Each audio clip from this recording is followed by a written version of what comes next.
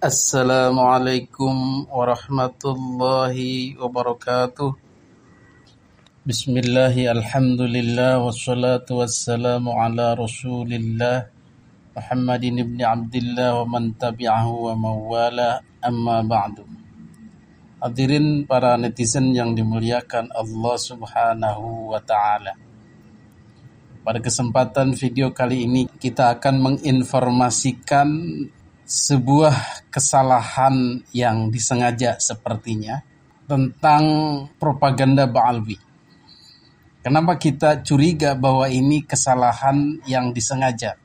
Karena yang menulis atau mengangkat di internet, di situs online, dan situs ini adalah situs resmi negara, situs MPR, Go.id. Situs yang merupakan representasi dari rakyat Indonesia lewat MPR. Majelis Permusyawaratan Rakyat. Situs ini milik negara dan dikelola oleh negara sebagai lembaga resmi. Tentu saja informasi yang diberikan haruslah informasi yang pasti, yang official, original, dan sudah terverifikasi. Karena ini resmi dari negara dan disebarluaskan kepada masyarakat. Hadirin yang dimuliakan Allah subhanahu wa ta'ala, tetapi apalah cur. Lembaga negara tinggal lembaga negara, informasi negara tinggal informasi negara. Tetapi di dalamnya adalah informasi sampah, informasi hoax, informasi yang tidak terverifikasi dan tidak benar. Sungguh sangat disayangkan. Kenapa ini bisa terjadi? Setelah kita teliti, ternyata yang disinyalir atau diduga ini adalah masukan dari Bapak M. Hidayat Nur Wahid. Jadi beliau ini adalah Wakil Ketua MPR 2024-2029. Dan kemudian di situ juga ada Habib Salim Segaf Al-Jufri yang juga rekannya Hidayat Nur Wahid dari Partai Keadilan Sejahtera.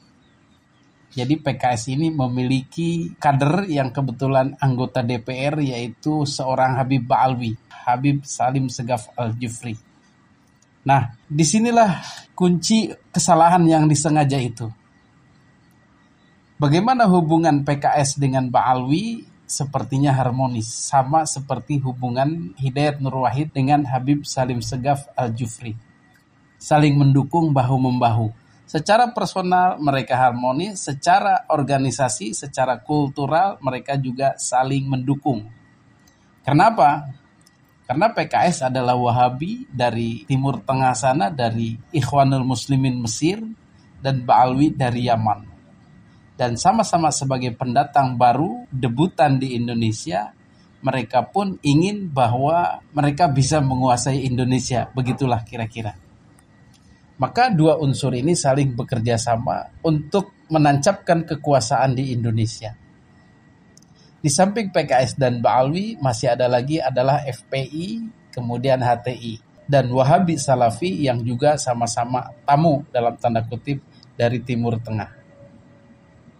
Hadirin yang dimuliakan Allah subhanahu wa ta'ala, kembali lagi tadi kepada berita hoax, berita tidak benar rekaan yang ditampilkan di situs MPR. Salah satu di antaranya adalah cerita lama atau karangan lama yang menyatakan bahwa bendera merah putih adalah usulan daripada Habib. Jadi mereka menganggap bahwa Indonesia merdeka ini baru cari-cari bendera. Cocoknya bendera warna apa ya? Ini aja nih merah putih.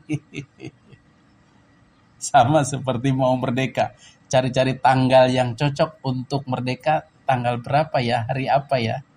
Dan kemudian katanya Bung Karno minta ke Habib Ali Kuitang, minta saran hari apa, tanggal berapa, hari Jumat aja, tanggal 17 Agustus 45.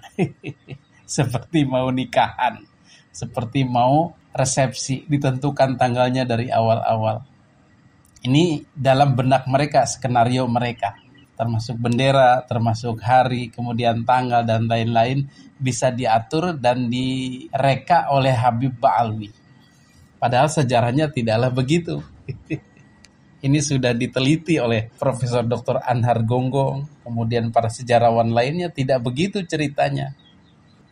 Tidak ada dalam buku-buku sejarah pun ada pertemuan Bung Karno dengan Habib Ali Kuitang membahas penentuan tanggal Indonesia merdeka. Tidak ada. Kalau memang benar itu terjadi, mungkin buku-buku sejarah sudah menuliskan. Ada sen itu, ada kejadian itu, ada adegan itulah kira-kira begitu. Dan tentang bendera Indonesia pun itu sudah banyak dirumus-rumuskan oleh Bung Karno dan para pejuang lainnya jauh-jauh hari sebelum Indonesia ada. Jadi sejarah merah putih itu dimulai dari sejarah kerajaan-kerajaan Nusantara yang memang menggunakan warna merah putih sebagai umbul-umbul mereka, sebagai simbol-simbol kerajaan mereka. Dan kemudian inilah yang dijadikan dasar sebagai pengambilan bendera merah putih. Tidak ada itu usulan dari Habib Idrus bin Salim Al-Jufri. Hadirin yang dimuliakan Allah Subhanahu wa taala, di samping mengarang berita hoax tentang asal bendera merah putih yang katanya dari Habib Salim bin Idrus Al-Jufri, juga dinyatakan dalam situs itu bahwa Habib Salim Idrus Al-Jufri ini juga sudah menjadi pahlawan nasional. Seolah-olah pengajuannya sudah beres dan sudah disebut pahlawan nasional. Pahlawan nasional ini itu pemaksaan namanya. Pengkondisian. Sehingga orang-orang awam yang belum tahu ceritanya, belum tahu kronologisnya bagaimana Habib Idrus bin Salim Al-Jufri ini naik beritanya ke permukaan, mereka akan manggut-manggut saja. Oh iya, ternyata ini pahlawan juga ya, dari Sulawesi ya. Iya. Padahal sebagaimana sudah sering kita bahas bahwa Habib Idrus bin Salim Al-Jufri ini baru mau diusulkan dan belum ditetapkan. Baru mau diusulkan saja sudah banyak yang memprotes, banyak yang menilai tidak layak, dan memang setelah diteliti tidak layak. Kenapa? Sudah dibahas kemarin, diantaranya beliau bukan warga negara Republik Indonesia. Beliau adalah warga Yaman yang berdomisili di Indonesia, yang merantau ke Indonesia dan mengajar mengaji, mendirikan yayasan, mendirikan pondok pesantren. Selama hidupnya tidak pernah mendaftarkan diri jadi WNI. Kemudian kekurangan yang lainnya ya tidak pernah berjuang untuk kemerdekaan Indonesia. Padahal beliau hidup dalam rentang waktu perjuangan kemerdekaan Indonesia. Mau dari mana mengambil elat atau alasan untuk menjadi pahlawan nasional? Kalau sebatas guru ngaji, ya di NU juga banyak guru ngaji. Bahkan sudah jadi WNI dari bayi, dari kecil. Hadirin yang dimuliakan Allah Subhanahu wa taala, tentu kita harus memprotes MPR, ceki tembusannya ya dilayangkan kepada Ketua MPR, Wakil Ketua MPR Hidayat Nur Wahid dan Habib Salim Segaf Al-Jufri yang bertanggung jawab mengontrol informasi yang benar yang harus ditayangkan di situs MPR. Kalau beliau tidak mau bertanggung jawab, tidak mau mengkoreksi, maka ini adalah kesalahan yang disengaja alias propaganda. Maka dengan demikian bisa disimpulkan bahwa MPR sudah digunakan sebagai alat propaganda oleh mereka, oleh PKS dan Ba'alwi. Ini juga harus dipertanggungjawabkan, harus kita protes, harus kita minta. Jangan sampai MPR ini digunakan sebagai media propaganda oleh mereka. Berita-berita hoax itu harus segera ditarik, harus segera dihilangkan dari situs resmi MPR. Begitu. Jadi kalau sampai kritikan dari kita ini tidak didengar, maka kita menyimpulkan bahwa MPR sudah digunakan sebagai media propaganda. Dan ini menyalahi aturan, menyalahi tata tertib, etika perpolitikan di Indonesia. Mudah-mudahan mereka mendengar. Adanallahu ayyakum ajmain. Wassalamualaikum warahmatullahi wabarakatuh.